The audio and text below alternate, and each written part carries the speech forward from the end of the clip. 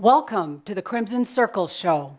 First of all, we'd like to welcome back people that are listening from the Crimson Circle website earlier. We'd like to welcome the listeners that are coming through the Awakening Zone radio network, as well as Blog Talk Radio Network, BTR. Welcome, everyone. We hope that you're here and all excited about joining us in Coal Creek Canyon. We're looking forward to a channel by Jeffrey Hoppe of Adamus, who is in his Freedom series. Who knows what that means next? So, are you ready? Yeah. And welcome to our local live audience, as you just heard them. So, Jeff is going into channel now with Adamus, and we're going to open up with some breathing from Norma and then music. Okay, are you ready?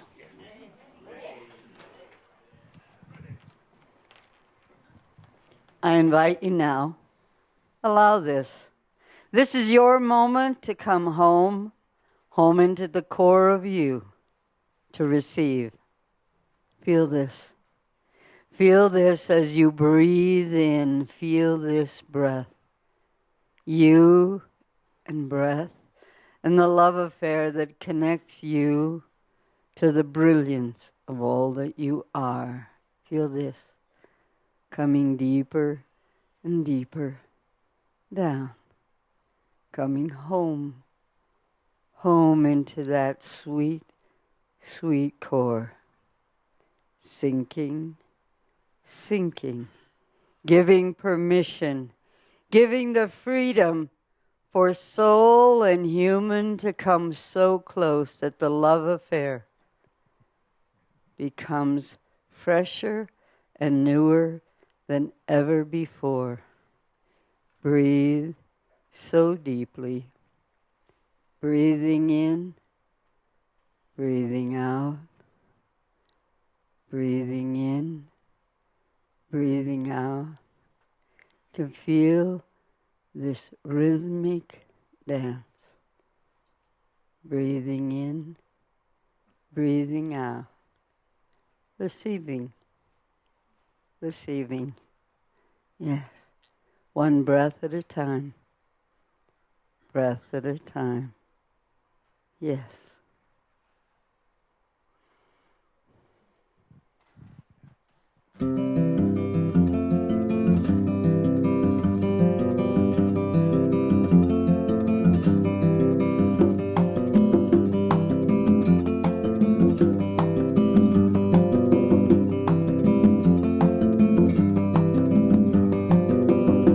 Any day now, any day now, any day now, any day now, any day now, any day.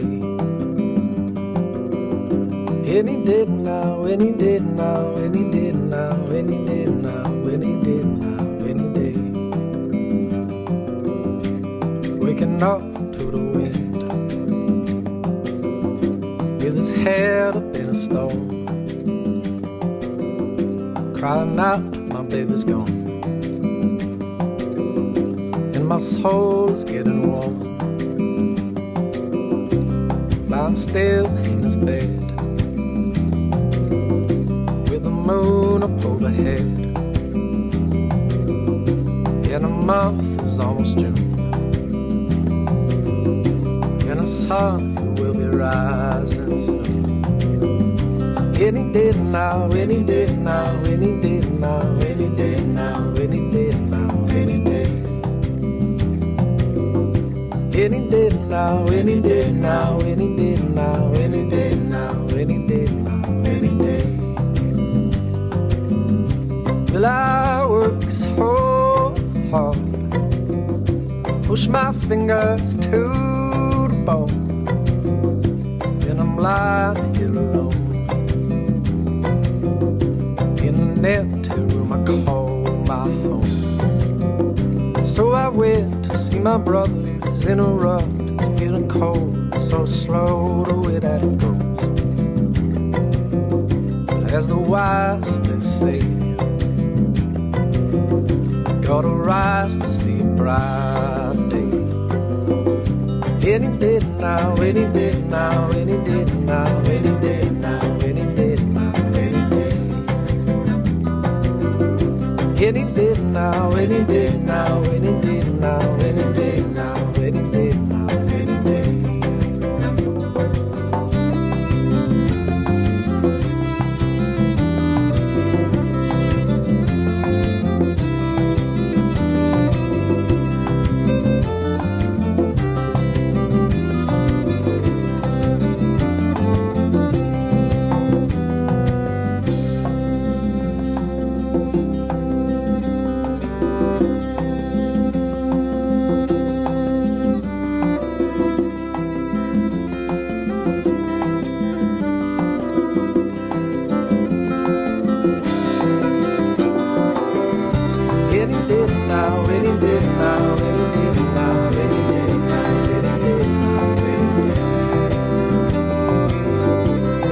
day now, any day now, any day now, any day now, any day now, any day.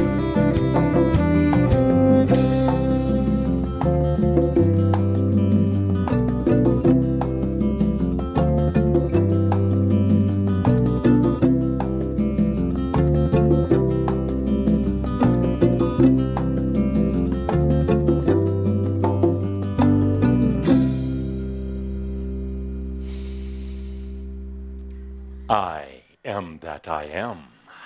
Adamus Saint-Germain, in service to you. Oh, I wasn't clapping for myself. Good to be back here in Coal Creek Canyon, Colorado, with so many smiles and happy spirits and abundant humans. Although it does smell like bad pizza and cheap chocolate in here. Look at this spread. Cookies, candy, bad pizza. No. So, Shambra, today we have many new ones watching in. We always get a few new ones, but today a large number of new ones. And for those of you who are watching for the first time, I do caution you, this is Shambra. They're different, very different. They're renegades.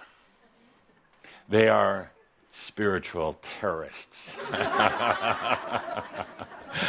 If you were expecting to tune in and watch my messenger, my channeler, sitting in the chair with eyes closed.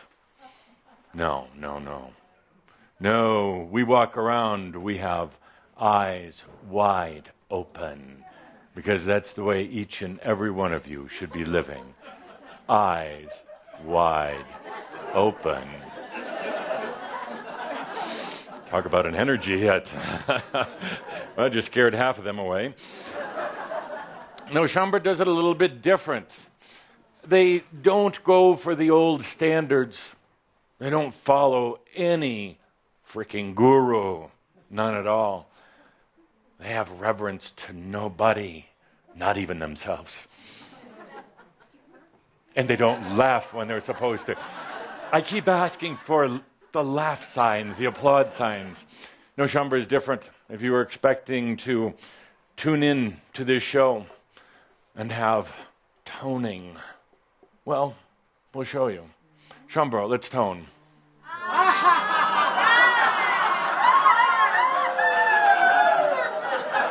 Now you understand. If you expected to tune in and have silence and stillness, this is what you get. Laughter, because this is the new energy, the new consciousness. This is the beginnings of true freedom as well. So if you're just tuning in for the first time, take a deep breath, because you're about to experience something different. And not just with Shambra, within yourself. Something that says the old rules need to go. Something that says that the old patterns need to be shattered right now. Something that says it is time for your freedom. Freedom. That big question, are you ready for it? It sounds so enticing. Freedom. Oh, yes. Freedom from that bad job, that bad partner, your children, whatever it happens to be, freedom. But that's not true freedom. No. True freedom comes from within you. Freedom from you. Freedom for you. True freedom. Very, very few beings have ever had it. They think about it. Some actually think that they are free because they live in a free country. And they've told that they have freedom, but that doesn't mean they're free. Just means that they have the illusion of freedom. Let's stop for a moment. Stop. Are you truly free? Are you truly free? Thinking about it. Have a little bit here and there. Free to choose what bad pizza you eat. True freedom. True freedom. We're going to be talking about that today. But before I do, let's talk about the world, the earth, what's happening. A little earthly kind of talk. Obviously, we're at the end of 2012. End of many great cycles on this planet. And one of the cycles is about freedom. Going from, well, personal slavery of yourself, slavery to others, into your own freedom. You've heard me say before, only the master can be in service. Everyone else is but a servant. It's true. Only the master with total compassion can be there in service, because the true master doesn't really have an agenda about the outcome. The master is doing it just because. The master doesn't really care if the student graduates, because the master understands that it is up to the student. The master is there simply for the joy of being present during the student's learning experiences. The master is there not to tell the student what to do, but like so many of you did the other day during the Halloween dream walk, master is there to be a presence. Be the I am. Often, the student doesn't even see the master. Doesn't want to, even though the master is there. Oftentimes, the student tries to emulate the master, to be like the master, to copycat the master. And when that happens with the true masters, they leave. They step aside because they realize, first of all, they don't want anybody to be like them. Sovereignty is sovereignty, period. Secondly, the master doesn't want any student to get attached, so they will leave. Oh, to the great disappointment and to the great consternation of the student, but they will leave. Oh, and then the student feels abandoned once again, just added to that, I've been abandoned in my life list. Funny. Tough audience today. Oh, Kathumi said bad jokes today. So the world, what's happening in the world right now? End of 2012, end of many cycles. It's actually going a little bit more gracefully than we would have thought. Yeah. You have so many energies converging right now, all at one place. Yes, you had a recent your superstorm Sandy that hit. That was part of a huge energy shift. A major earthquake in British Columbia, another part of the energy shift. There will be more before the end of the year. Huge energy shifts. Big. Right now, particularly on this planet, there is this whole shifting, and the shifting is about freedom. The entire cosmos is watching. Please remember that there are not these advanced civilizations out there. It'd be nice maybe to think that, but there's really not. There's really not. There are other life forms, what you may call intelligent life forms, but life forms without the heart, without the love that humans have. So right now, the entire cosmos is tuned in to what's happening on this planet. The freedom issue, because they're not free either. Matter of fact, they're going to have to come by way of Earth, or one of the many new Earths, for their ascension, for their ultimate freedom. So there's an amazing focus on this planet right now. A huge interest. What will humans do? What will humans do? That's a good question. I'm not talking about just you, but humanity. Let's feel into the next few years. Oh, it could go so many different ways right now. Truly can. There's many potentials, of course. but potentials that have basically the same energetic dynamic, the same potential to be realized.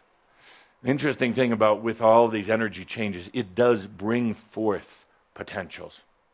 And right now there's so many lined up, different scenarios, and any of these could be chosen by humanity, by mass consciousness.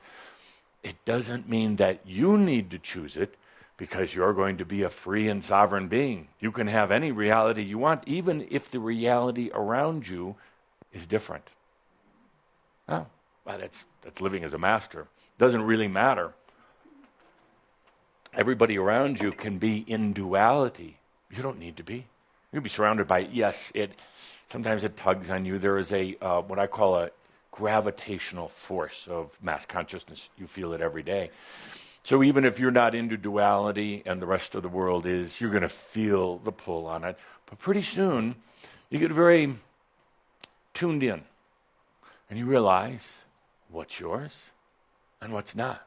And you stop buying into things that are not yours. Therefore, the gravity, the energy gravity, doesn't work the same. So, 2013, what's going to happen? I'd be interested to, and so with the listeners today, what's going to happen in the next, let's say, year or two? Which direction is humanity, Earth going to go? Yes, Edith. Well, I was playing with Linda. Let's see, what's going to happen? No, you weren't. You were listening to Adamus. Yes, correct. Thank you for the correction. Edith, assume so many different sets of potentials, things that could happen, not to you, but to the planet, to humanity. Which way is it going to go?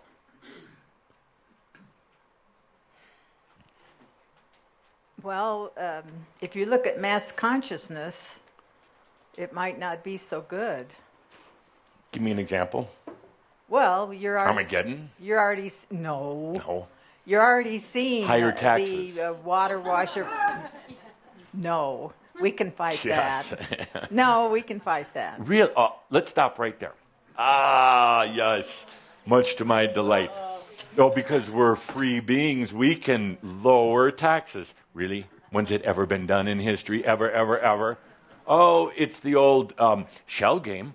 Yes, we're going to lower your property taxes. Sorry, we just increased your payroll taxes or whatever other taxes, or let's impose some new taxes. Taxes, oh, there is no freedom. There is no freedom from the taxes. Except for Shambra. That's a whole nother discussion. Linda won't let me say it today. So You are so right. Psychic. Yes. So Edith, what will happen in the next year? What? Take a deep breath. Yes. I'm not exactly a prognosticator. Be a psychic. I think the same thing that's been happening is going Yes, the same thing that's been happening. Yes. Yes, good. Oh, now you took all the fun out of the game. You channeled me, you answered correctly. Yes, the same thing. Same thing. So what's been happening? We'll continue this game. What's been happening? With Edith? No, keep going. What's been happening? What's been happening? I'm trying to think of a word to say it, but basically, we're in totally opposite directions. There's people that are very right, very left, very whatever. Separation. Polarization. That's Polarization, separation, even more of it? Yes. I thought we were all going to get together as a global community and sing Kumbaya. I wish. Separation, absolutely. Now, I'm saying this deliberately today because we're going to take a little peek into next year. You can all write a newspaper column or a book or whatever, and you'll be considered a psychic because you're going to be right. That what's going to happen next year is what happened this year, what happened the year before. Unless something happens. But the likelihood right now is that next year is going to look like this year. Maybe a little more intense. No, but stop, Shambra. For the new listeners, we always do this. Stop right there. I didn't say for you. I said for the world. The question is, are you going to want to keep living on this world?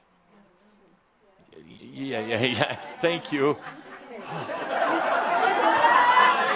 God. So the question, the issue is, so next year, well, it could be more, earth changes, global warming, global freezing, global problems. It can continue. And the chances are, sitting here today, it probably will. It does not take a psychic.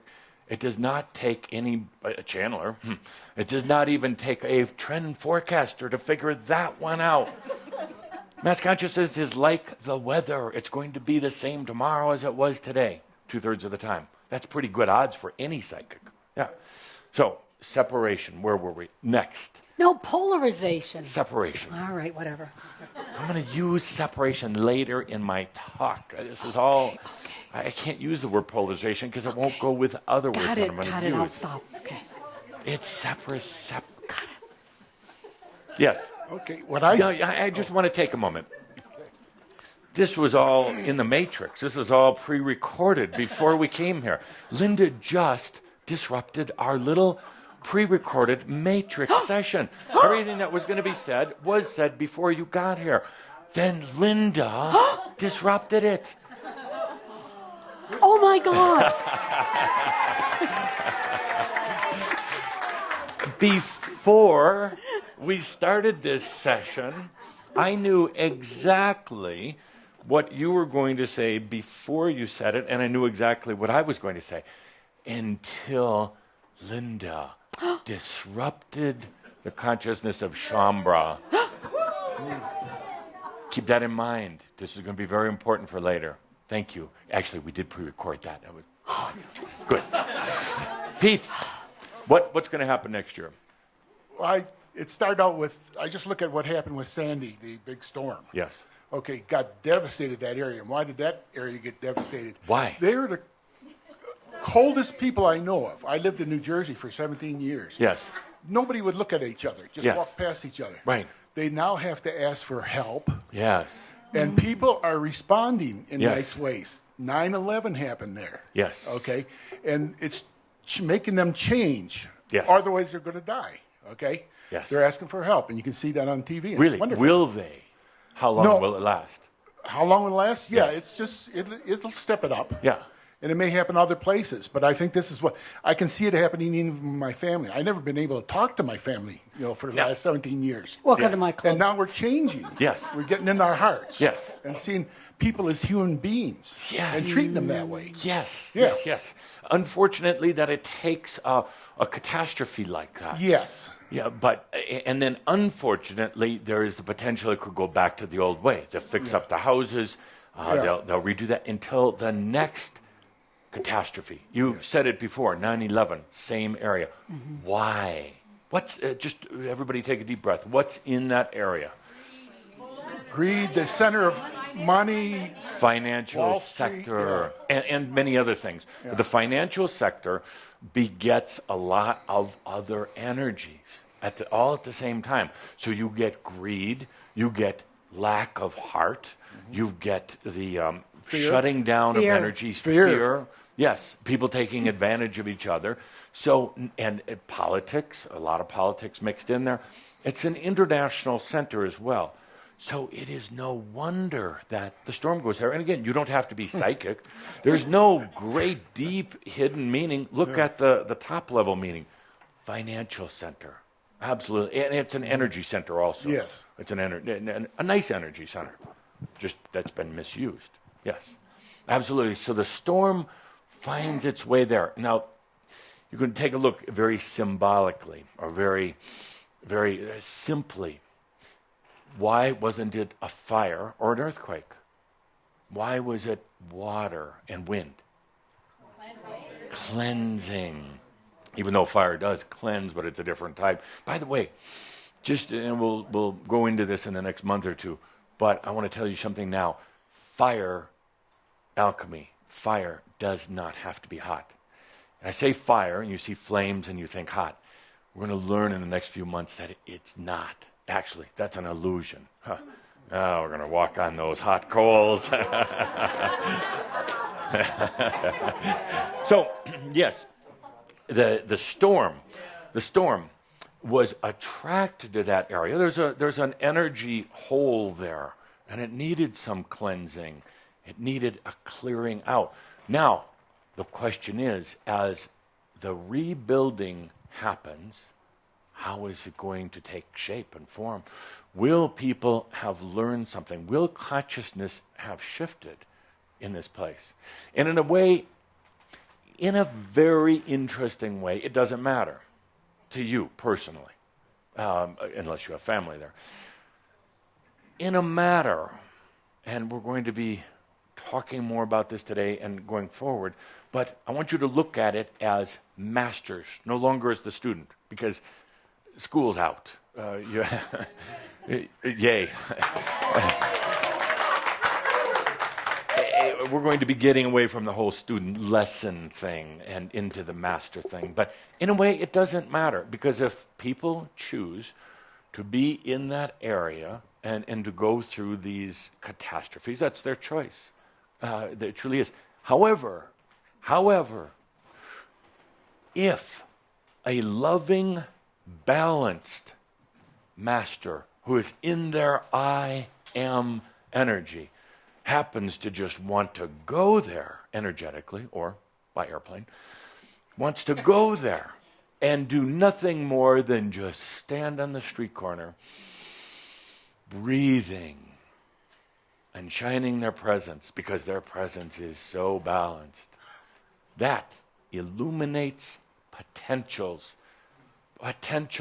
And one of the things I want to really drive home today is potentials. We've talked about it before, but sometimes it goes to your brain and not into your heart. Today we're going to cram it into your heart. I'm saying that for the new people online. I'm trying to really annoy them today. I want them to go talk to their friends. Have you heard this Crimson Circle? I'm the master marketer. Linda, true statement or not? Sure. Sure. Now that is a really convincing answer, Linda. Yes. Yeah, sure. Yes. Yes. And I had Calder get all dressed up today just for this show. So, where were we? Potentials.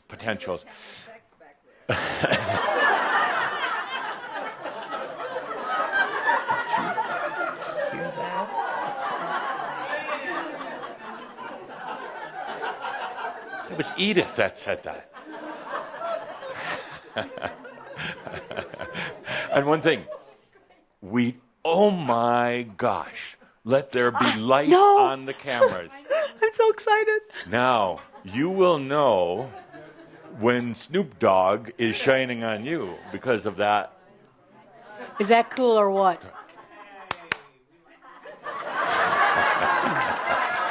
So cool.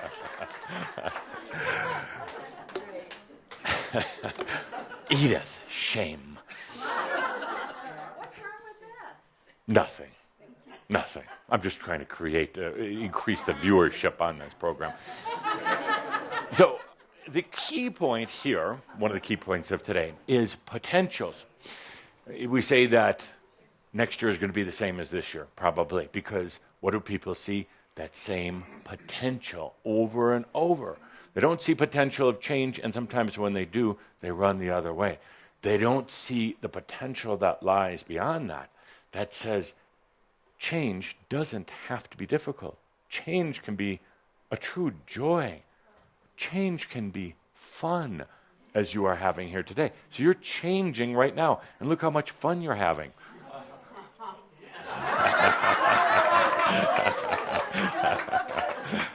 What else is going to happen next year? What else? The wind's going to move and Chambra's going to move. Yes, absolutely. I'll talk about wind in a moment. Yeah. Exactly. Yes, some big wind. Whew. Good. Next. What's going to happen next year? I'm going to get a new house? You're going to get a new house. Good. Baby, get new shoes. That's right. Absolutely. How about for the planet?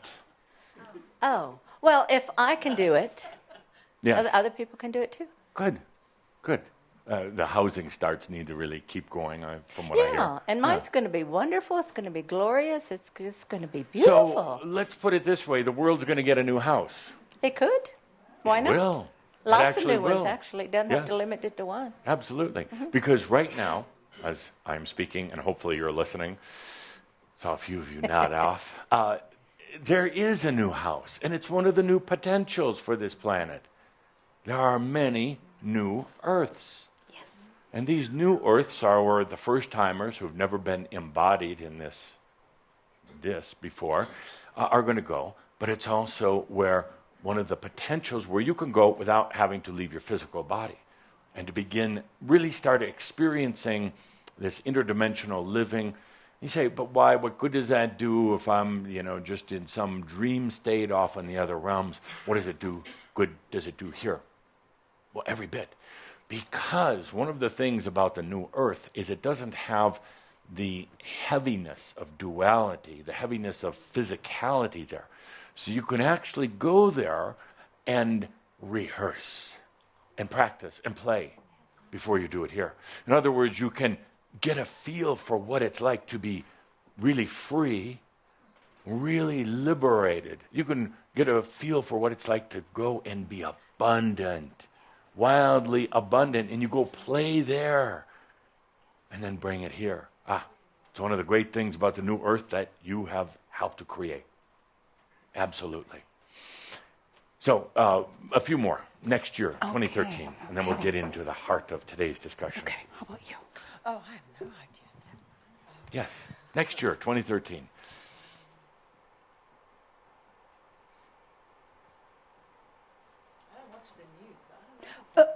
I don't watch the news. That's all bad. That's a good thing. That's Yeah, I don't actually know what's happening out in the Crime, world. murder, I know there's a lot of greed, wars, storms. and poverty. There's a lot of poverty. people Yeah. worried about money, and they're losing their jobs and they can't find jobs. Unemployment is high. Yes. And Good. they're struggling Yes. to think that there's a change that's possible. Yes. Yeah, a lot of people jobless right now. Why?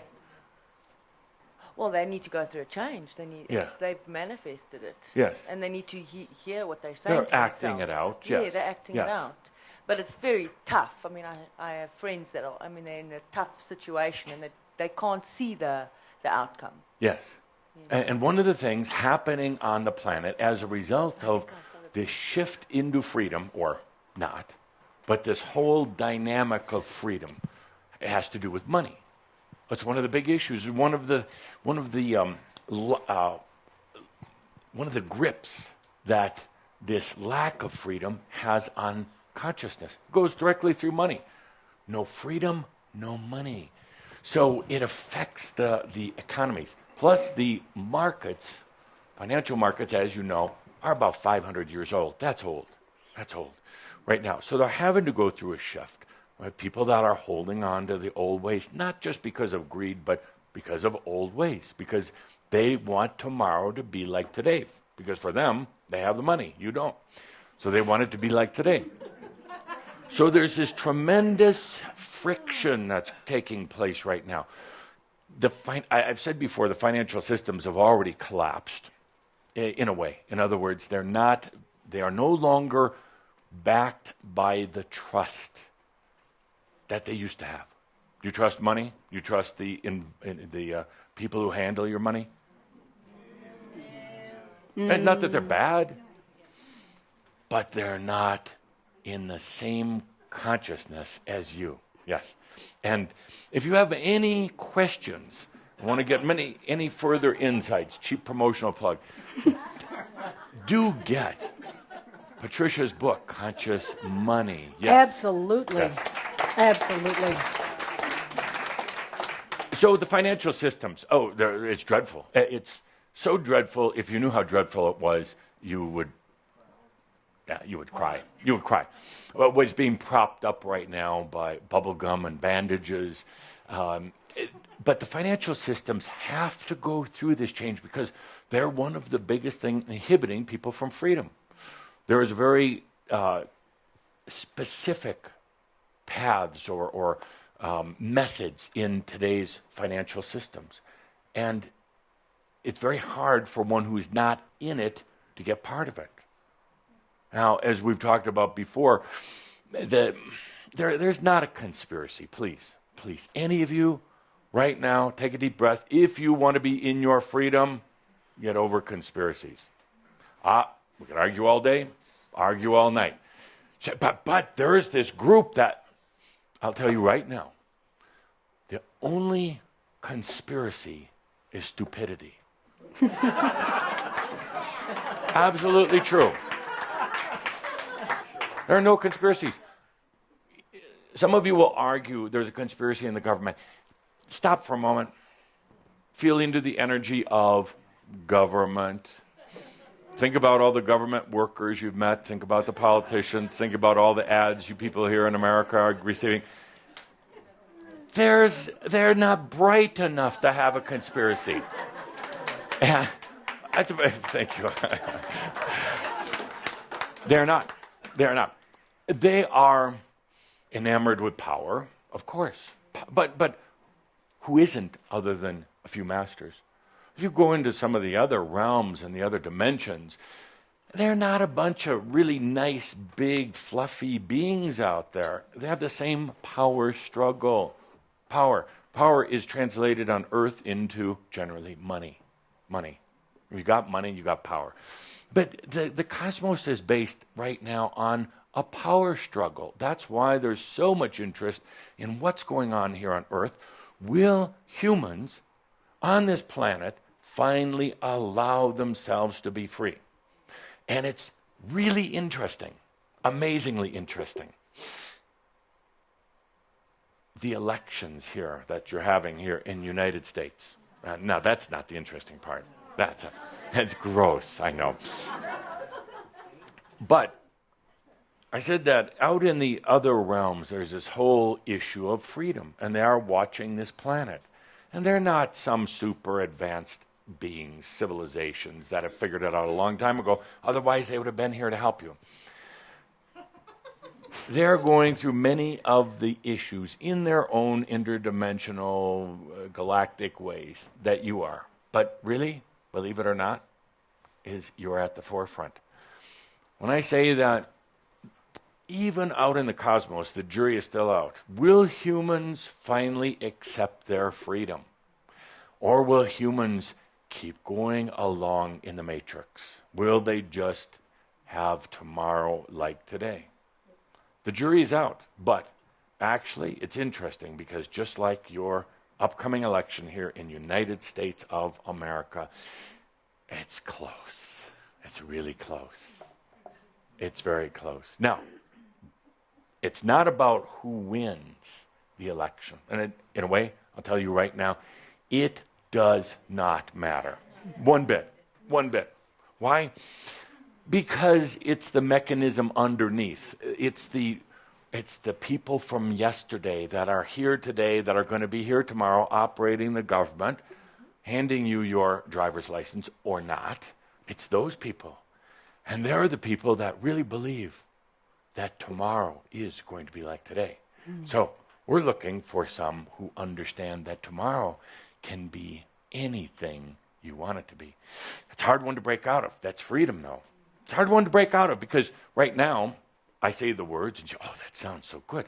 But the chances are for you, tomorrow is going to be the same as today.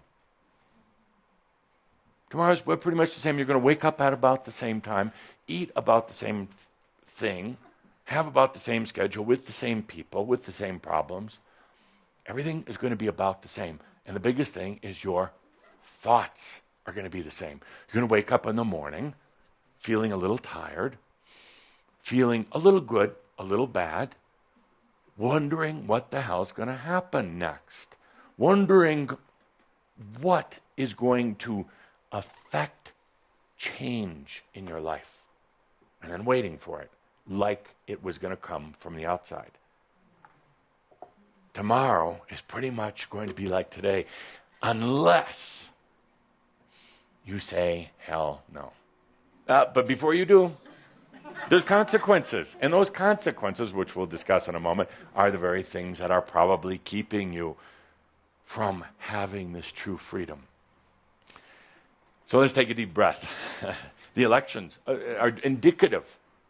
It's going to be very close, very close. And as I said, it doesn't really matter who gets in, because it's going to be about the same next year. They may argue over a new bill, but the bill won't get passed anyway, will it? They may argue about rights and morals, but it's not going to change. We'll keep going down the same path, day after day after day. It's the nature of mass consciousness. It's the nature of no freedom. No freedom. And unfortunately, most humans, the vast, 99.9% of humans, feel that they can do very little about it, feel that they have no true influence in their personal lives. That's the sad fact. So they go along with it. They rebel once in a while. They throw a few rocks and sticks. They get on the news program and talk big. They might write an article for their local editorial in the newspaper, which people don't read anymore anyway. Once in a while, they say, we've got to do something about this. And then they wake up the next morning on the same pattern. True freedom is saying no more. True freedom is saying, I am going to change. I don't care about mass consciousness. I no longer believe in destiny or fate. I'm not going to go along with the man or the lady anymore. I am that I am.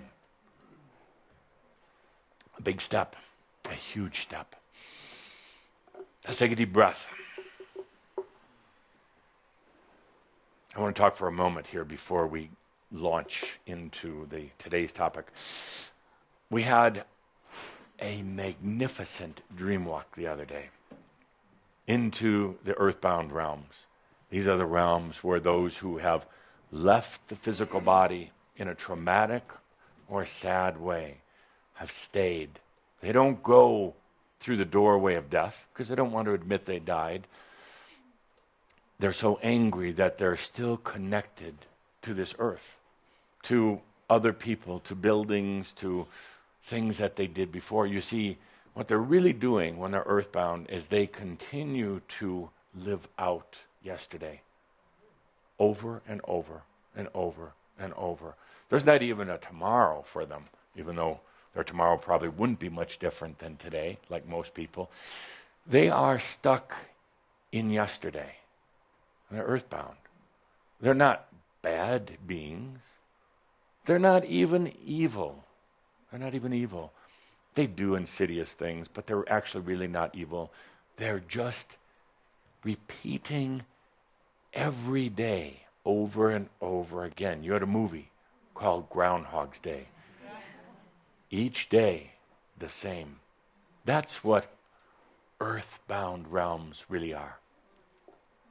Well, of course they're screaming. Of course they're going to try to terrorize. Of course they're going to try to get your attention. They're trying to get energy because energy is food. Energy comes to them through things like fear.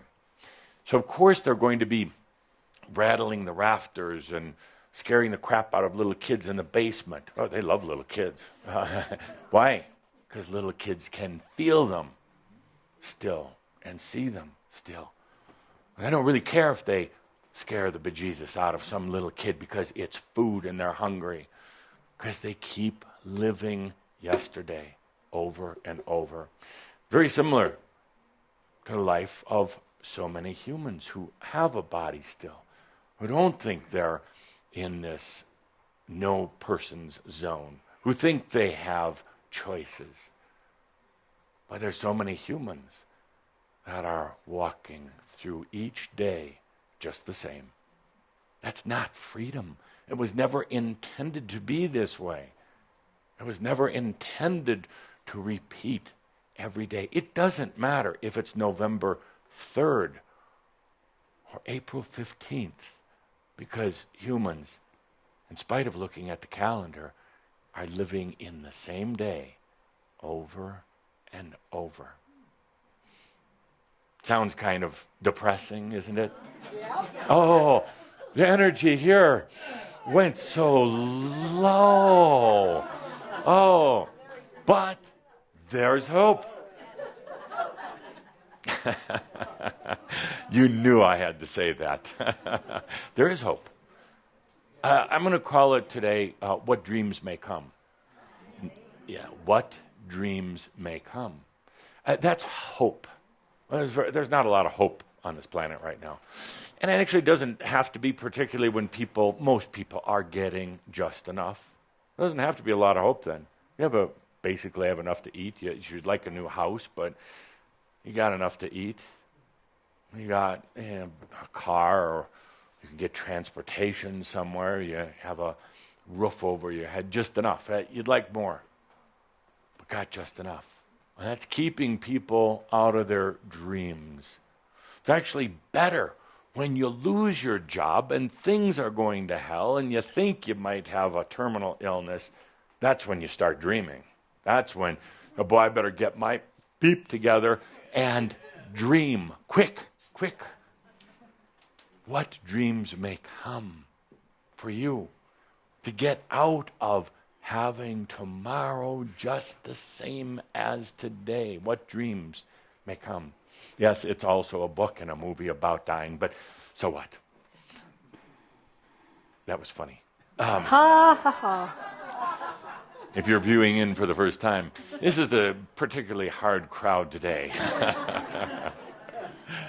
What dreams may come. So, I want to talk about our Halloween dream walk into the earthbound realms.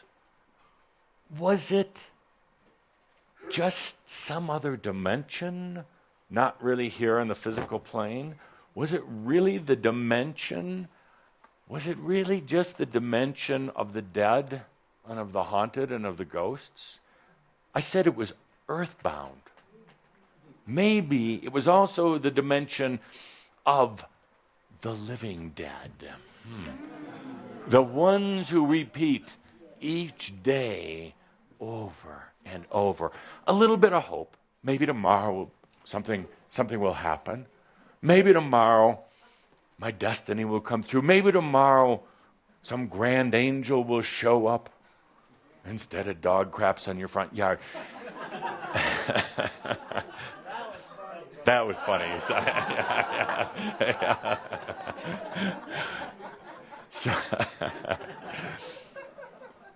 So we walked out in the realms, and yes, we did also walk out onto those realms where the disincarnate remain.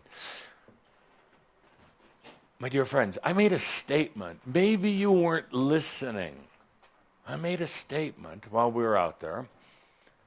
I said that there were many beings gathered around us as we walked, so beautifully, so solemnly, in such mastery, without trying to heal anything, without trying to inflict ourselves, but rather just walking in compassion. I said there was it's interesting. I said there was a group out there watching. How many were there, did I say? 22,000. Interesting. How many listeners have now listened to the program? Thank you. Interesting. Anybody figured it out yet? Interesting. I'll take a sip of swill while you think about it. Can't even get a glass of good wine. How about coffee with cream? Don't rush.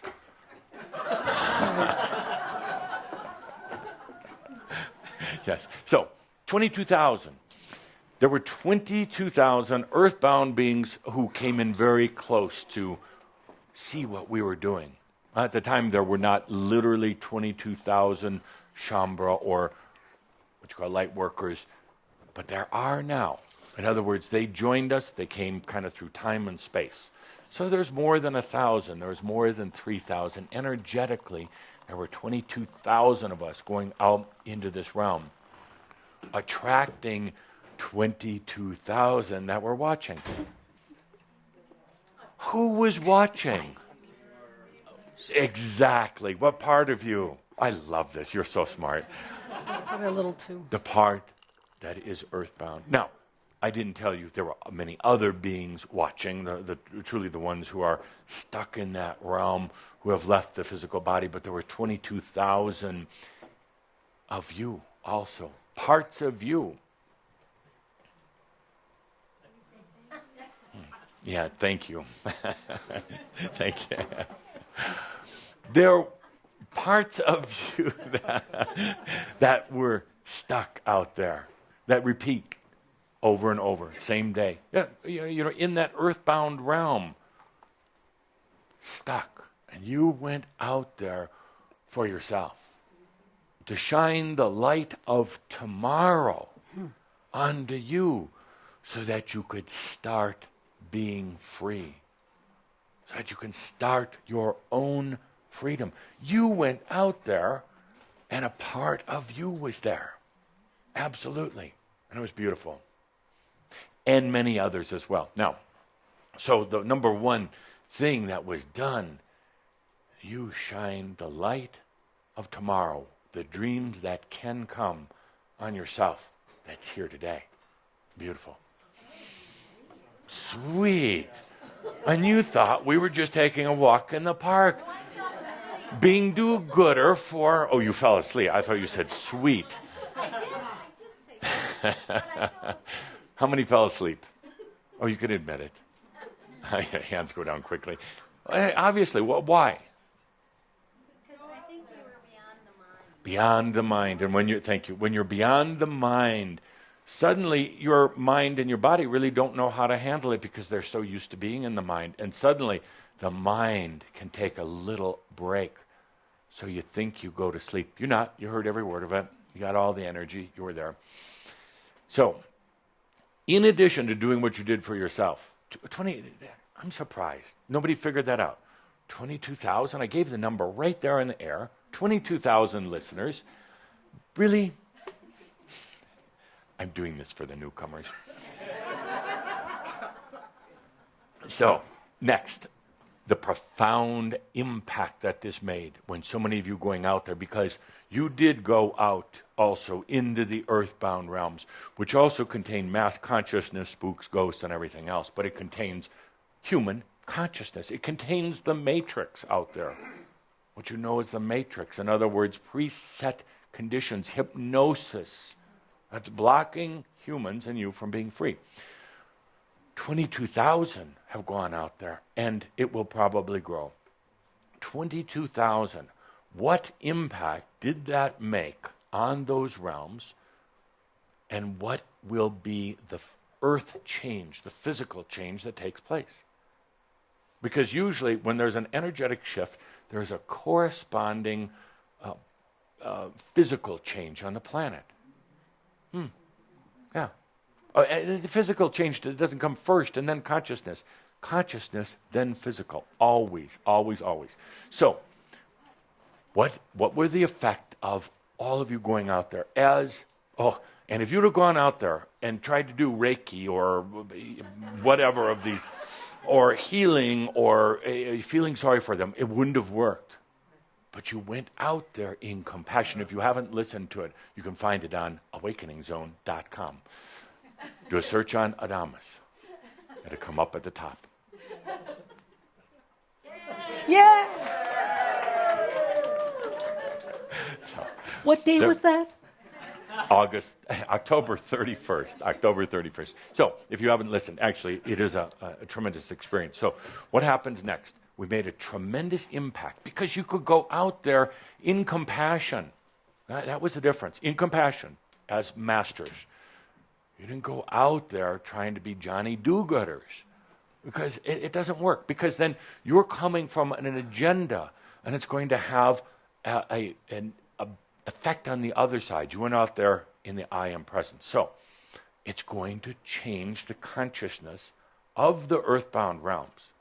It's going to free up many who have been out there for years, hundreds of years, thousands of years, to finally go into the near-earth realms, maybe even go back to their angelic families before coming back for another incarnation. It had a tremendous impact on what I would call the grid or the matrix.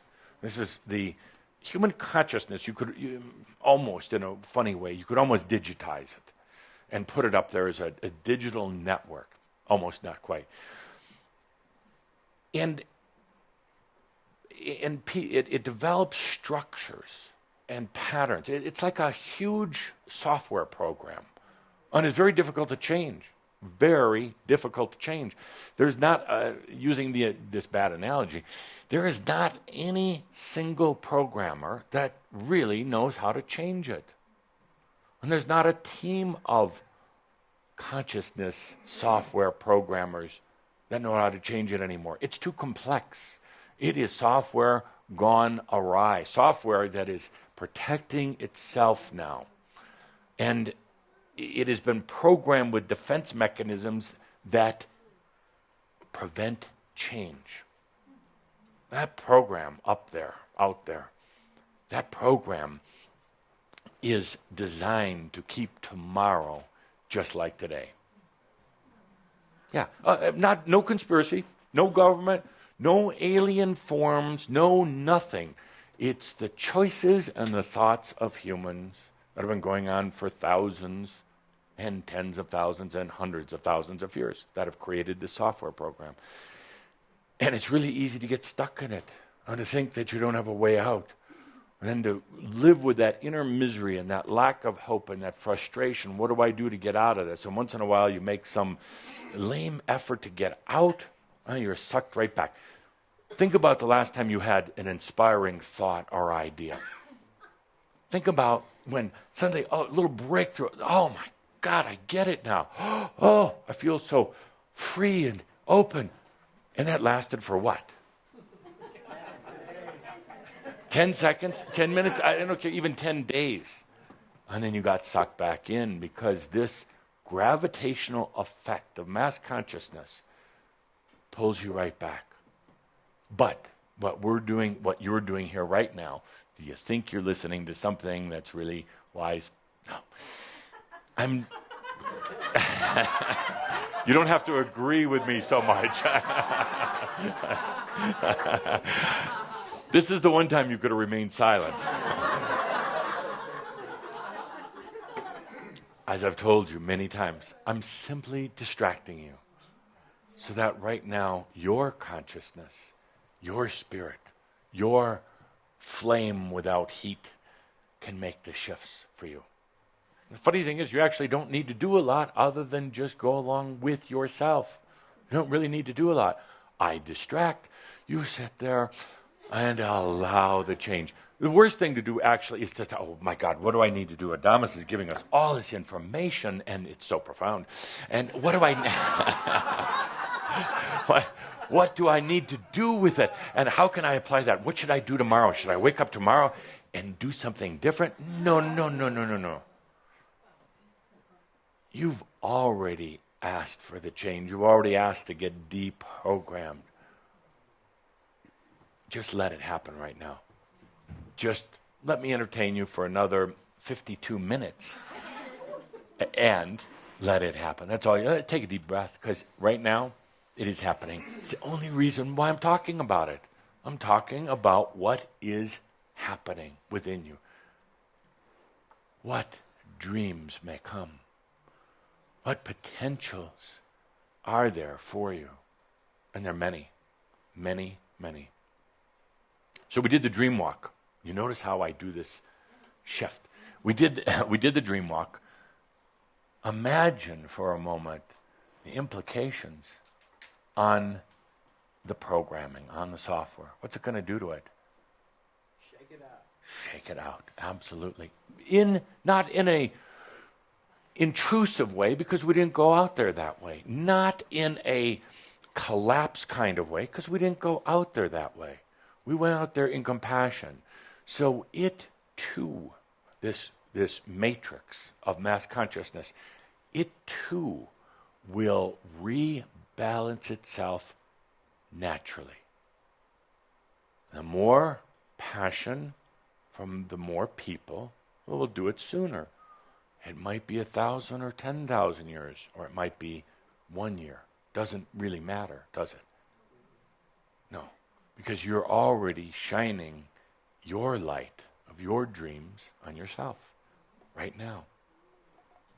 So, now, there will be a parallel or an earth effect on this, because we created something out there, which really isn't out there, it's already here, but for the sake of discussion out there.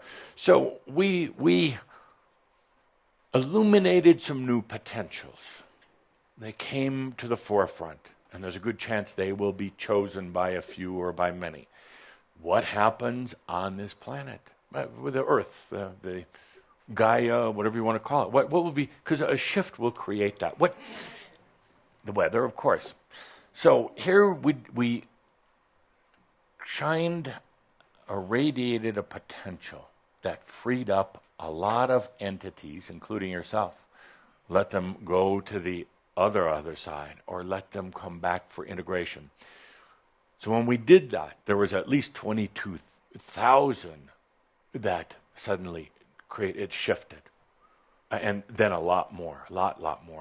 But at least 22,000. That creates a type of void, because that dimension, that space, the earthbound realms, was filled with a little bit of consciousness and a lot of energy.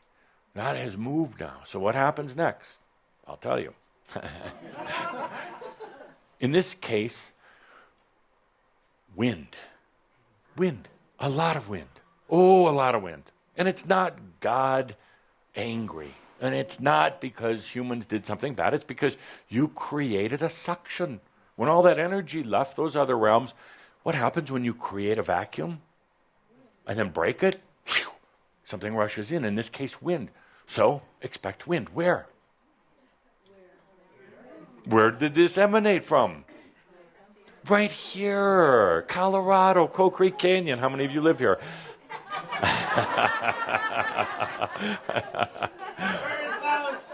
Now, let's put 2 and 5 together and come up with 22. What did you have earlier this year here? Fire. Right. What does fire do? Burns down houses. And it transmutes. It creates a pre-clearing. And what did I say before? Fire doesn't have to be hot. In other words, alchemy doesn't have to be destructive. Fire can be cool. You're going to have winds that come in. And the winds can shift things, and they don't have to destroy things. Actually, a lot of the destroying was done before this, through the fires that were in this state earlier this summer.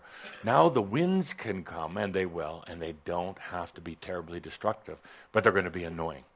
They're going to be annoying. Sorry. So what do you do? Cut down your trees. Travel. There you go. Travel. So you take a deep breath. It doesn't have to affect you. Blow a few leaves around, maybe keep you up at night more than I do. But it doesn't have to be destructive. Remember that. Keep in mind, the fires that already came through already did the destruction, so the winds don't need to, but the winds will come. Good? Between now and our next meeting. Deep breath. They love it. Good. Next, let's take a deep breath. Last month, we talked about freedom. Oh, we're just going to talk about freedom until you're free, damn it. Yes. We talked about freedom, and I made a remark as I was walking off the stage, if you call this a stage. I made a remark. What did I say? What did I say about freedom? Forgiveness. And many of you scratched your head or got on the message board and got into your intellectual bullshit. Macchio, I'm sorry. I really meant to say macchio, not bullshit. You say bullshit, I say macchio. You got into intellectual macchio about it. What did he mean? And what is this whole thing with forgiveness? I said that on purpose to irritate you, believe it or not. Forgiveness. But there was a lot of truth in it. Forgiveness. To be free, it's important to forgive yourself. Not in the old Catholic or parochial way. Sorry, Pope. Not in an old religious way where you run around suffering your forgiveness. Not at all. True forgiveness is saying, that wasn't me. Sorry, looked like me, sounded like me. It actually wasn't, believe it or not. That was not me that did that. That was not me that was offensive, abusive, or whatever else. That was not me that gambled away our house payment. Really wasn't. Truly wasn't. That's forgiveness. Oh, I'm getting that look from Linda, that look of, Now here we come to an energetic crash. Because most of you are good with this, but some of you are not. You're saying, what? Now he's gone too far. Saying it wasn't me. Yeah, of course it was me. And I have to suffer for it. And I have to make amends. And I have to learn why this was bad. And I have to do all of this karma for it. Really? Okay. Have fun. Bye. There's another spiritual group, the one I didn't go to. You can go to them. Because here, in this group, forgiveness is easy as saying, that wasn't me. And then it's done. Can you do that? Yes. Let me ask again. I got to ask 3 times. Can you do that? Yes. Wow. I thought it would be muddled when you said that the second time. Let me ask a 3rd time. Can you do that? Yes. Wow. I'm amazed. Wow, Obama might win after all.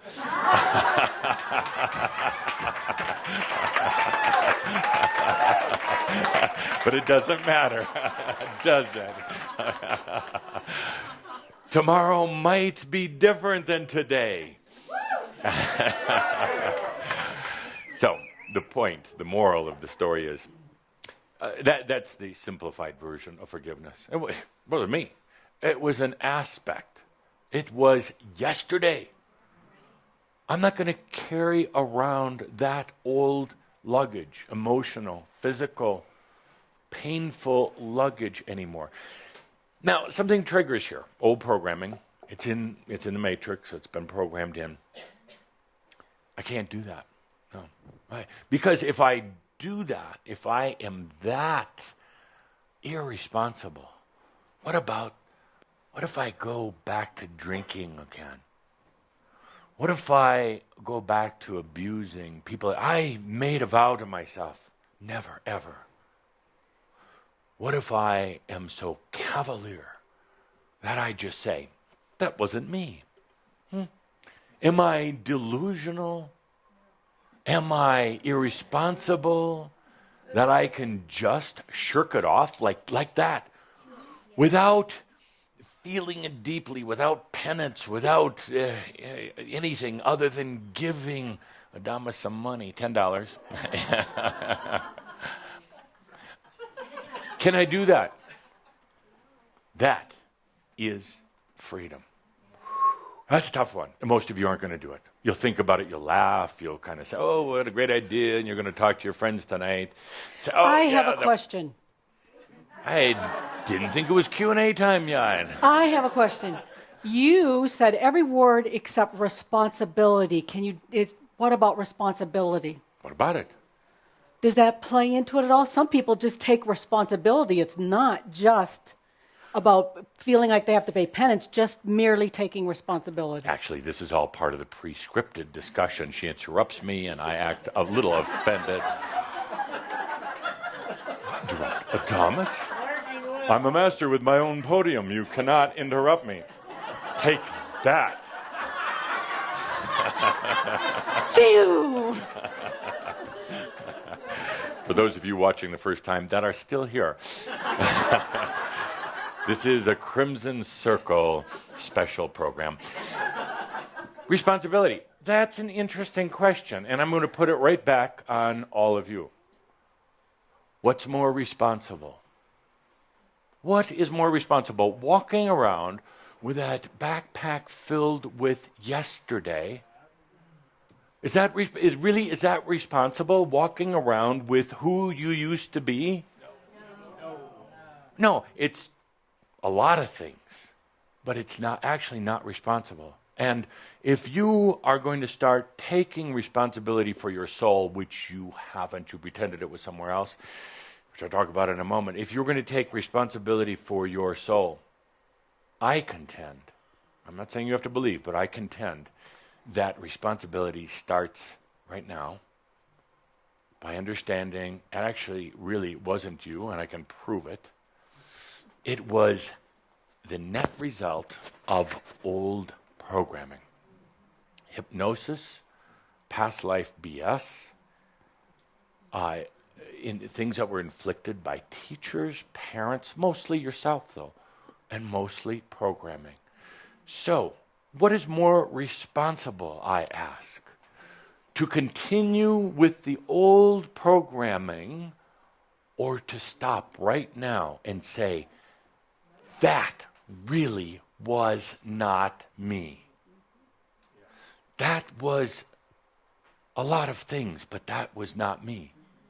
I'm not going to blame it on a conspiracy because suddenly I'm in a very, very bad energy dynamic. And if I blame it on a conspiracy, I'm allowing somebody else to have control over me.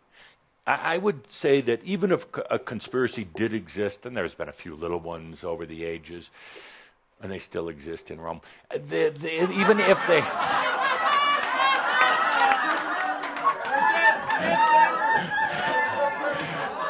I didn't say what it was, so please don't have any preassumed notions, church. But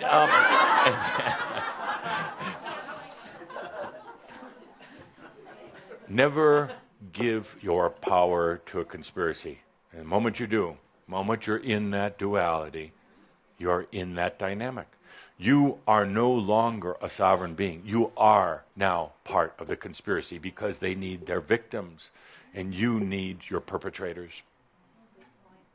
Big. Let go of any conspiracy if you're sovereign. Or if you like the game, that's a fun game for a while. If you like the game, into it. Now, where were we? We were talking about responsibility. Thank you for asking that predetermined question. We had to do something to smack the energy around a little bit. That's a good question, though. Responsibility. Is it more responsibility to carry your past, which really isn't your past, you're going to see? Because your past is not what you think it is. Your past is a series of potentials, most of which have never been realized or understood. None of them, or very few of them, actually manifested. But you believe it's your past because of programming. But your past can be changed the moment you say, that was not my past. Suddenly, your past really isn't a series of chronological, linear events that took place. Suddenly, your past is no longer history or his story.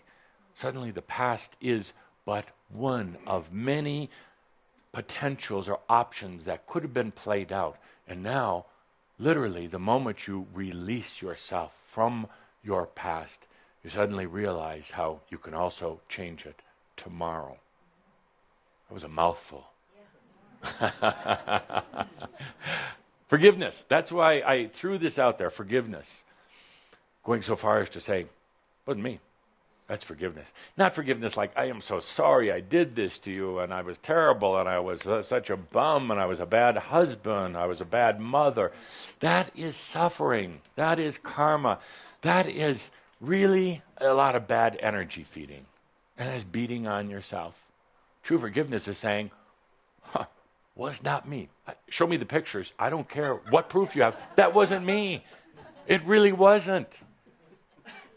And then you stop for a moment and say, this is me. Watch this.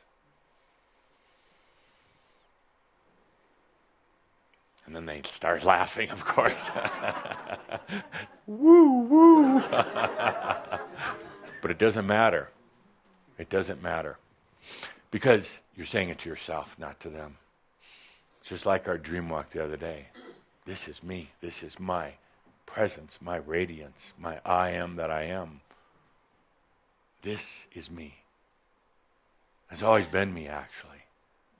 It has always been me. It's just been polluted with a lot of other stuff. which really wasn't me. A lot of old ideas, a lot of outdated and stale dreams, a lot of going along with mass consciousness. I really didn't want to. That wasn't me. This is me. I am that I am. So our experience of walking out into the other realms, we gathered a group because you thought we were going to go do some rescue shit. But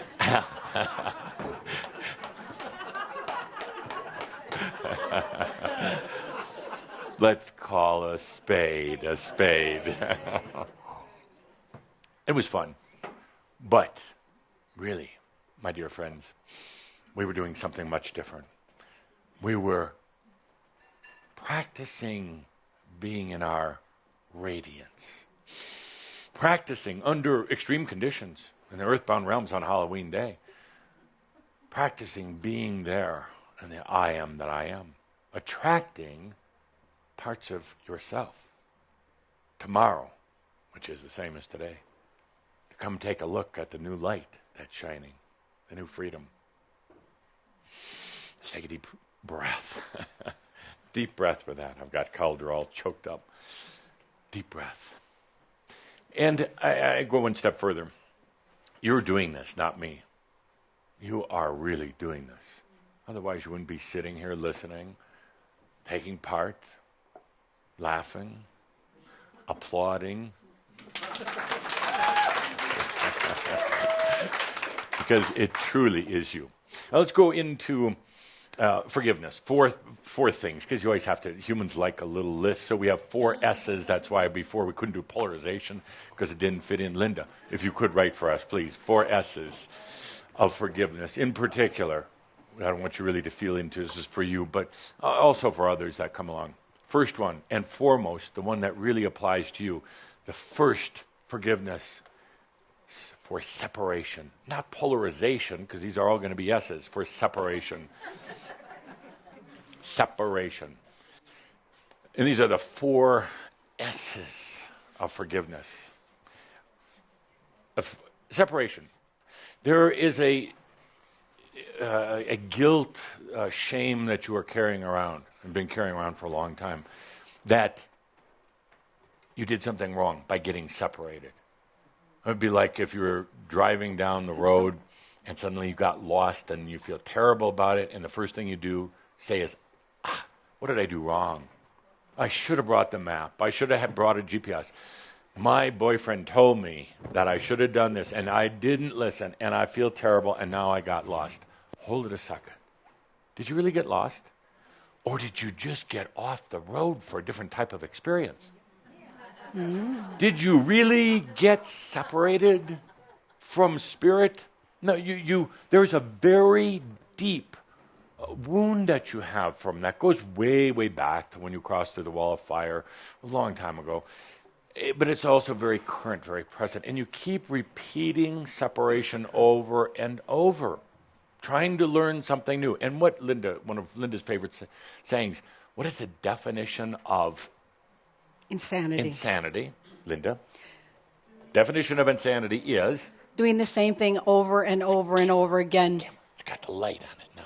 Doing the same thing over and over again, expecting a different outcome. Yes, yes. So you continue to set up experiences of separation in your life, separation from family, spouses, jobs, and yourself, of course. Experiencing separation over and over, trying to figure it out. Have you? No. Don't answer, I'll answer for you. Have you? No. So there's this anxiety about separation, and it's one of the big anxieties about death, actually, because you think you're going to go through another level of separation, which you do, but it's a nice one. And so you have this anxiety, and the first thing about forgiveness is let go of that separation. You didn't get lost. You really didn't get separated. You just took a different path to have a different type of experience. And then you got these tapes in your head. I should have listened.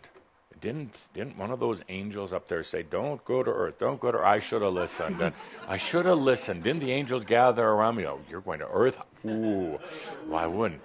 And it's been a series of those type of things happening lifetime after lifetime after lifetime. So let's right now do some forgiveness. Remember, forgiveness is saying, wasn't me.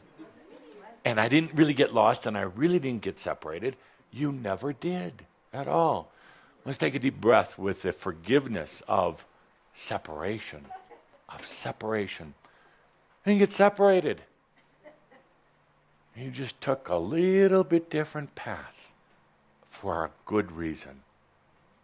Really, would you just want to be like one of the other humans right now? I heard a few of you say, yes, anything, please. That's why I'm here. Adamus, please. Generally, no. Really, would you want to be in some of these other planetary or galactic systems just waiting for a chance to get down here to Earth to pick up a body so you could learn about ascension from me? No. So you took a different path as what you now call yourself Shambra, spiritual pioneers, or a few other things. A path not only less traveled, but never traveled, actually. So, separation. Let's take a deep breath for forgiveness. Or, what? That wasn't me. I didn't get separated. I didn't do it. That wasn't me.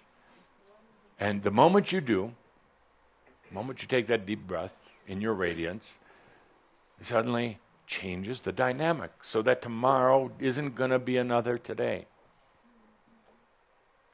And once you take that deep breath, you realize there's never really a separation. But how could you be? You mentally try to separate the soul and the human and the body and all this other stuff and your chakras and everything else. You're not separated. You are a body of consciousness, a body of God. Second, forgiveness. And then more traditional, sin. Ooh. I had to do S's today, so you'd remember. So when we do our quiz next month, what did he say? It started with an S. Oh, sex it. No. Sin, karma, destiny, and fate. They're all the same. Different words for the exact same energetic dynamic. There are no sins. There are none. Oh, don't philosophically argue with me saying, but isn't murder a sin? I'm not even going to go there with you because you're not going to do it. It doesn't apply to you. If I was talking to a group at the prison, we might have something different to speak about.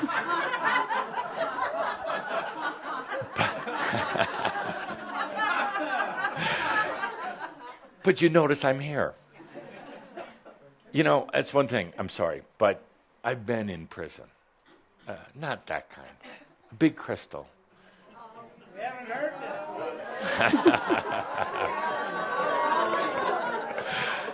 So you never find me on the inside of those bars. I'm not going there. I'll be on the outside. Freedom! Freedom! I got it, you don't.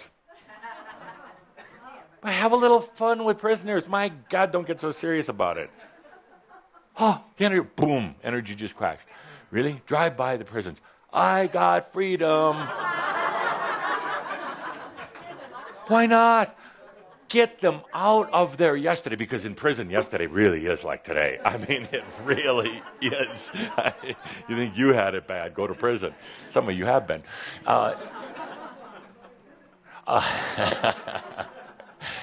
Really, no, really, a little, I got freedom, you don't. That'll piss them off. What happens when you get angry? You change, you shine some of your new potential. Yeah, to get there, maybe a little anger to get there, but so what? Change is change. I got freedom, look at you. You got 30 more years.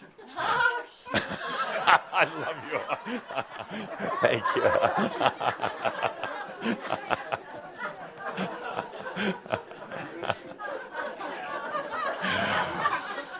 Oh, I'm so happy when somebody gets it. The rest were unsure whether it was appropriate to laugh. Socially appropriate? Politically correct? Spiritually correct? That's worse than politically correct. Is that spiritually correct? Does it matter? No. And even if you did, you'd say, oh, that wasn't me.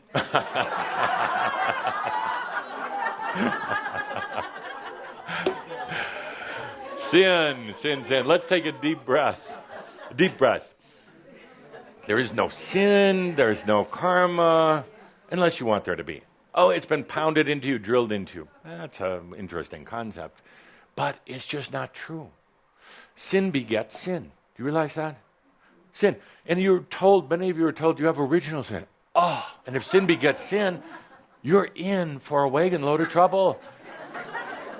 Because once you think you sinned, actually, there's kind of an interesting human consciousness phenomenon. Well, I already sinned. I'm already going to hell. I might as well really go for it now. What does it matter? I'm a sinner. Just go for it. Sinners really actually have never met somebody who's totally redeemed. That's the bad part. There's no standard. They just meet other sinners. Their world is filled with sinners. And people trying for it. Thank you. Do you have an Adamus award for these two laughers? Please. I have an IOU for her. An IOU. What would you rather have, an IOU or a real Adamus award? A real Adamus award. Yeah. IOU. I'll get my car keys. Better do a little manifesting here. I have to go home. Get their addresses. Oh, okay, yes. okay. Give them a little token gift in the meantime. What don't you have? What do you want? Do you want some money? We have money over here. Oh, hell, we have money right here. Guys, here's money. Oh, my God, for your troubles. For your troubles, take money, please. Oh, my God. Thank you. Linda. You need to check his That'll tide you over until the Adamus Award comes, because that is more valuable than gold, more coveted than money. Where were we? Sinners. Let's take a good humorous breath for forgiveness of sin. There really isn't any. And yeah, some of you are saying, oh, yes, but there's not unless you want there to be. There's no buts about it. There is no sin unless you want to believe it, sucker. I truly, quote me on that. Because you have to be to buy into that old system. You really have to be.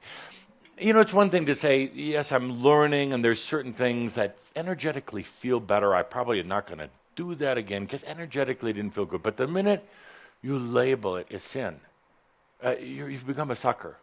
And I mean that, not as a nasty word. You have to now be an energy sucker, because a sinner feels bad. And they're victims, and they're going to suck the energy from other people. I'm a sinner. They're either going to steal from them or do something bad again, or just like, oh, would you help me? I'm such a sinner. Oh, Father, help me. Oh, whatever. Please, I've done bad sin. Now you are sucking energy. Sinners are suckers. Great bumper sticker. Sinners are suckers. Try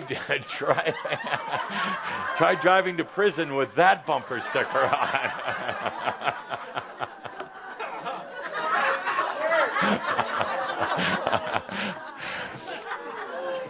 Try pulling up in front of church on Sunday with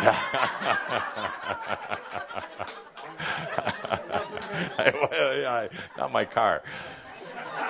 What car? Boom. A surefire way to get a new one. Next on our list, where are we? Forgiveness. Selfishness. Who said that selfish was bad? Your mother, your father, your priest, the church, everybody, your brothers, your sisters, your lovers, your teachers, the list goes on and on. They're the ones that said it. There's nothing wrong with being selfish unless you believe in sin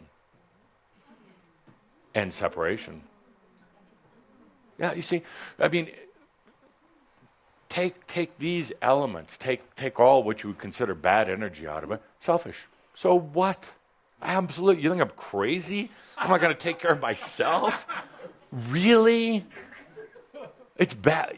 You're not selfish? Really? You should be. And wipe that stupid frown off your face if you were. And get you out of the poorhouse. It's good to be self-focused. self-focused, self-full, self-loving, self-joyful, self-abundant, selfish.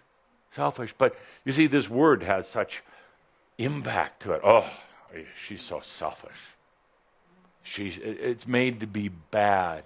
Made to be bad. Yes, and people give you examples. Well, she's so selfish, she didn't care about anybody else. Duh. Next. It doesn't have to have a bad spin to it. It is a standard. It is the standard. When we were out there the other day in the astral earthbound realms on our Halloween dream walk, you were terribly selfish. Terribly selfish. Because you were only being yourself, radiating. We weren't trying to change anybody. You didn't bring Goodwill biscuits out there for anybody. You didn't bring Gideon's Bibles to hand out to all the lost ones. You were very selfish. You just came out there for you, in your presence. Now, that's magnificent. Let me reframe that. You were incredibly in your I am for once. You were radiant. You were light. You were being yourself. You were letting your light shine without all the overlays, without all the other stuff on it. You were being yourself, and yourself is a beautiful thing. The self, the I am, changed those realms. You didn't go out there necessarily trying to change. But it did, because you were yourself. Well, let's do a forgiveness on all the old energy around selfish. And from this moment on, I put a good energy on that. A pleasing, joyful energy on taking care of yourself, loving yourself. Hardest thing a human will ever do, and the greatest thing a human will ever do, love themselves. Easier to love somebody else, of course. Easier to give yourself 100 reasons not to love yourself because you've been a sinner, of course, and separated yourself from God. Is he pissed? But once you do the forgiveness, basically saying that wasn't me. Really, it wasn't me. It wasn't the I am. That was an expression, really screwed up old expression, but it wasn't the I am. So, selfish, self-full. If you want to change the word a little bit to make it a little bit more palatable, self-full. Be proud of it. Damn proud of it. And if you ever have an experience where you need that, just be in your light, in your presence like we did the other day. Self-full, self-aware, self-I am. Good. So let's take a deep breath and forgive, release. Get over. Selfish. Good. And one last one for our list. One last S. 4 S's. Stupid.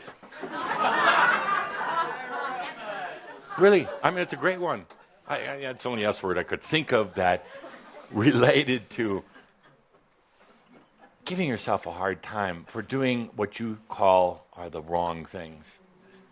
And it could be the little things, going to the wrong school, marrying the wrong person, whatever it is. But, you know, there's so much of your brain talk is, was I stupid?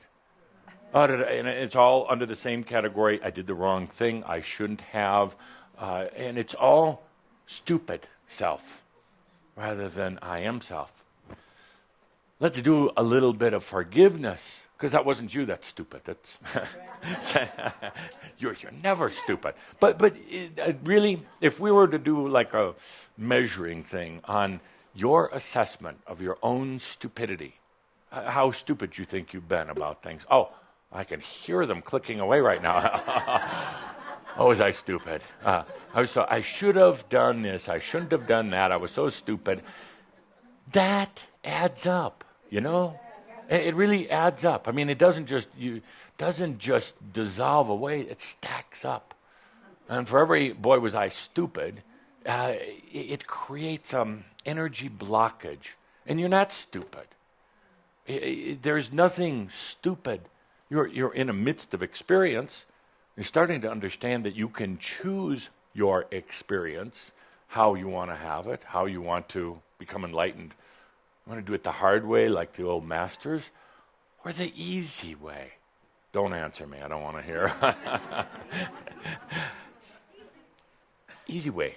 But there's part of you, because I felt energetically, oh no, I have to earn it. Really? Really have to earn it? No. No. First of all, being a master, enlightened, is self-appointed. I mean, you don't go to enlightenment college and get a degree. It's truly self-appointed. There is not a committee of angels up there that is going to judge you. Well, that would be anti-enlightenment. It's yourself, only yourself.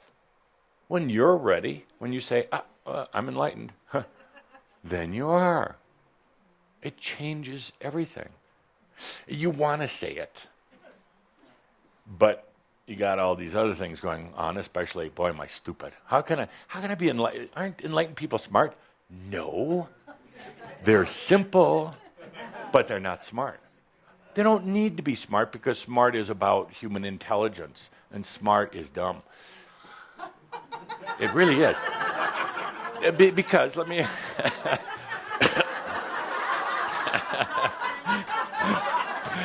You're trying to go for an Adamus award and there's no more money left in his pocket. No, because human smart or intelligent means you're going to try to perfect your humanness, and it can never, ever, ever happen. You really can't. You try to be smart, intellectualize yourself to enlightenment or study your way to enlightenment. You can't. All the masters have learned, and you can learn from this also, is that you let it all go. All the teachings, all the beliefs, all the makyo, everything, you let it go. You simplify, you let go of being smart, and suddenly, I'm enlightened. The smart, the trying to perfect yourself, trying to figure it out, you never will. So give up trying and give yourself a lot of freedom. So, stupid, let's do, and I'm not calling you stupid, I'm pointing at the board.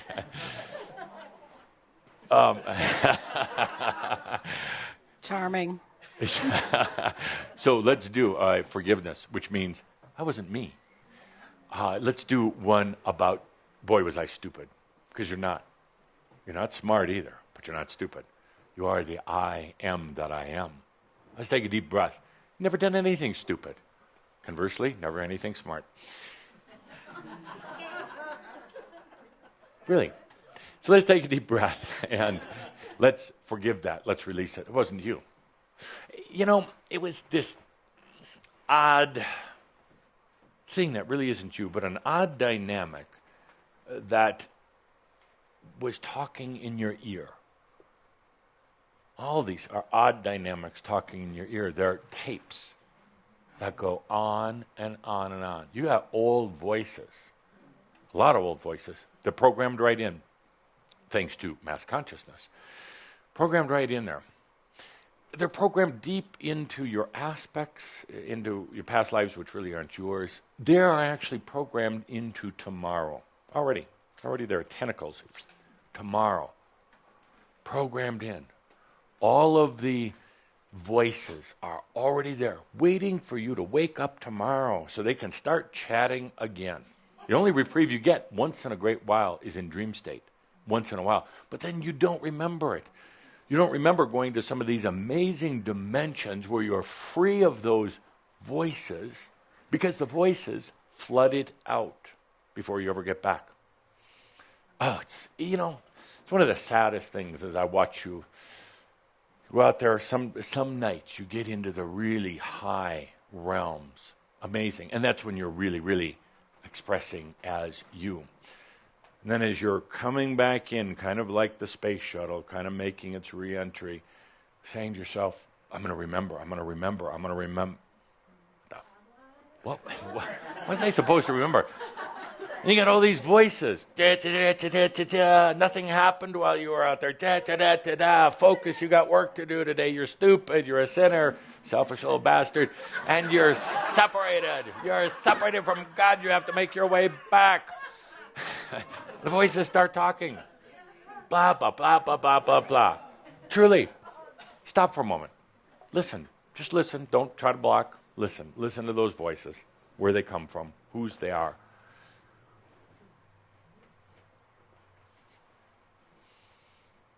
And not yours, really. Now, sometimes you like to think they are because you're a sinner. But they're not yours. They're programmed in there.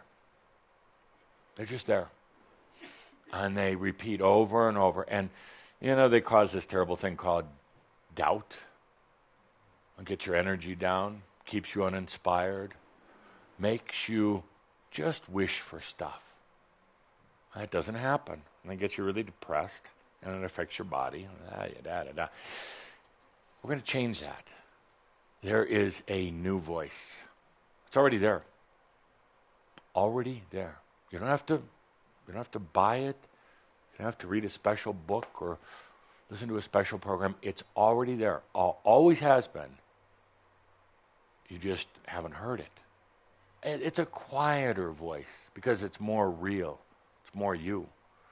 It's a balanced voice, and a voice that speaks the truth, not the S's, not these other things. It's a voice that's been waiting for a safe space and a quiet moment. It's the new voice of freedom. The new voice of freedom. Listen to it for a moment. Doesn't sound like or feel like any of the old voices. Listen to it for a moment. You may not even hear words because it's really a feeling. It's a resonance. Remember when we went on the dream walk the other day, for those of you who went? We didn't speak. We radiated, illuminated, inspired, but we didn't talk words. So listen for a moment. Take a good deep breath. It's the new voice of freedom. It's in your belly. It's in your arms. It's in your feet. It's in your heart. And it's actually not in your head. The new voice of freedom isn't somebody else's, not mine, not spirit.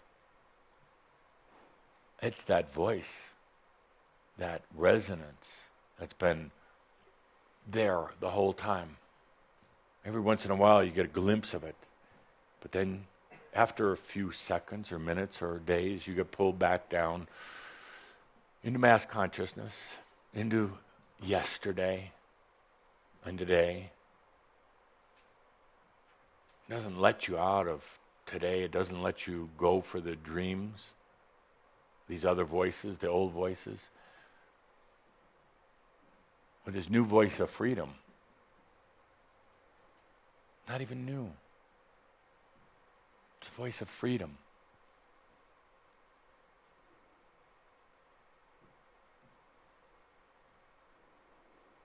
Total freedom.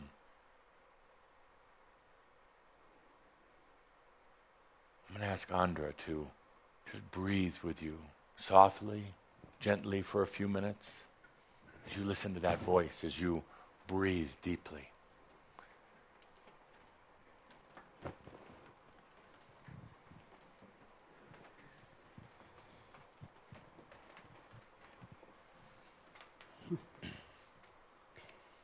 Allow you now, as you settle back into your chair, as you settle back into your body, surrendering, I invite you now, breathe.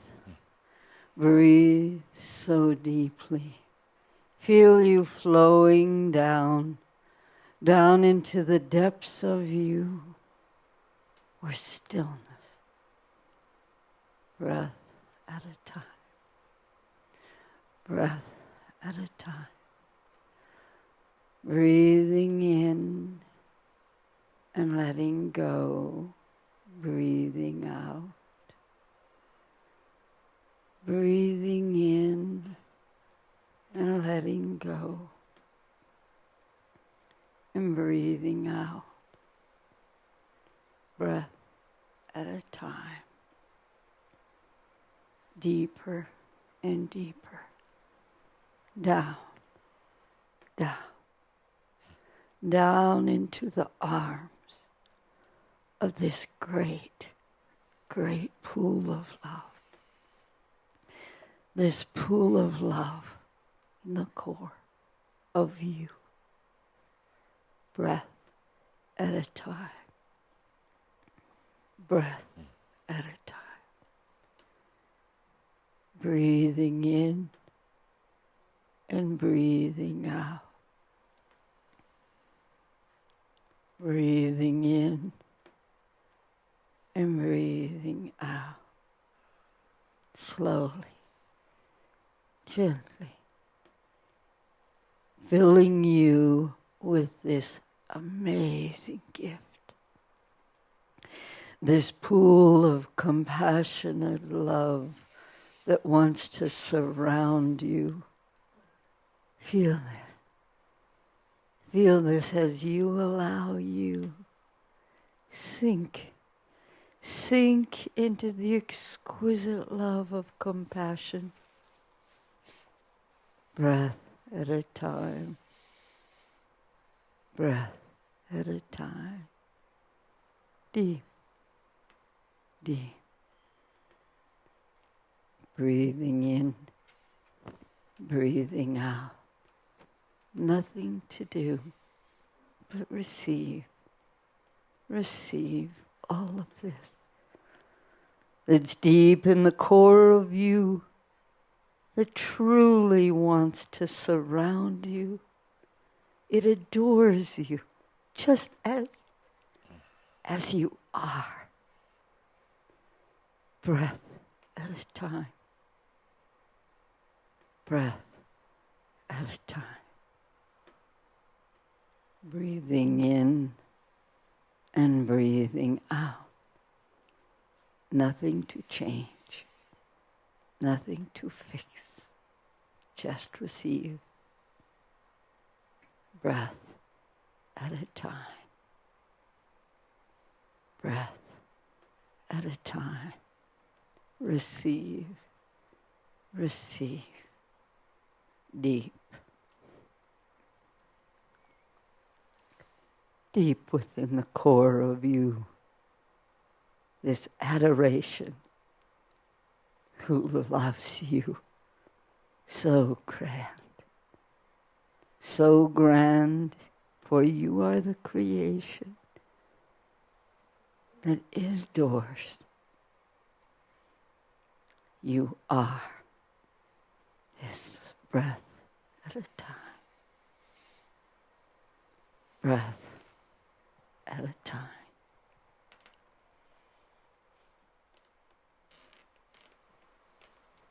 Good. Thank you, Andra. What to do? Talked about a new tomorrow. Talked about what dreams may come. About freedom. The interesting thing is actually nothing. Actually nothing. Except to keep breathing and allowing. Because if you wake up tomorrow morning and say, oh, I have to make this different than yesterday. I better get in there with my human self, my human mind, and I better eat yogurt instead of oatmeal, like that's really going to set you free. I better walk up the stairs backwards, really to fool spirit and your soul. It's not going to work. And if you try to, smash your way out of old prisons, of old dynamics, that kind of forced dynamic actually can work against you sometimes. I'm going to go tell that person off because I want to be free. So I'm going to go tell them what's been on my mind. That's not freedom. That's being obnoxious. Freedom, sovereignty. Use the words interchangeably. is a state of consciousness. What happens is once you breathe it and you choose it, once you listen to it, into that quiet voice, then it changes all of your energy dynamics. Actually, you don't need to do anything. You stand there right in the midst of the storm, and it all happens. It's the acceptance. It's the forgiveness. It's the feeling into that new voice of freedom. You actually don't have to do anything. That's the amazing part. You don't have to affect change on a duality, linear human level. It's like our dream walk the other day. You are in your own dream walk of your own tomorrow. You're just there in your presence. Suddenly, everything aligns itself with you to freedom. Means that some people may go out of your life, new ones come in. Means that some old belief system, some old job, so whatever, it moves, you don't. Remember a long time ago, Adamus told one of his long stories about, it's like being on a bicycle. You think about being on a bicycle, you think about pedaling and moving and action. New energy bike. You're stationary. You're not moving. Everything else is. The landscape, the reality, it shifts and changes. And all you have to do, it's like we did on the dream walk the other day, be in your compassionate presence. That's all. Be in your compassionate presence. No fighting it. No trying to scheme it. Take a deep breath. Feel freedom, sovereignty. You don't have to do a thing. It all happens. And then you have a big smile on your face. Somebody's asking you, how did you do this? I mean, really, this was amazing. This was quantum. How did you do this? What books did you study? What great master did you follow? And you say, I didn't. All I did was take a deep breath and say, all is well in all of creation. And so it is. Thank you, dear Shambra. Thank you, dear listeners. To those of you who are still here for the first time, see you next month. Thank you.